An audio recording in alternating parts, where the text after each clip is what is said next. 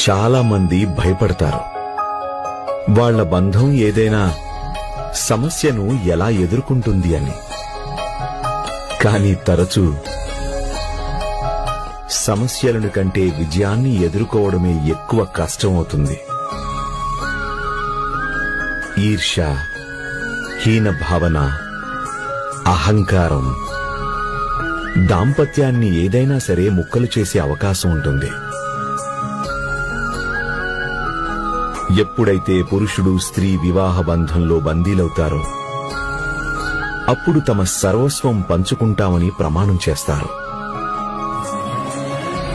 చివరికి సుఖదుఖాలైనా లేక సఫలమైన విఫలమైనా ఏదైనా సరే అది ఇద్దరిది. దానికి కారణం ఇద్దరిలో ఎవరైనా సరే దానివల్ల ఎటువంటి తేడా ఉండదు. ఏదైనా అది వాళ్ల దాంపత్య జీవితంలో ఒక భాగం.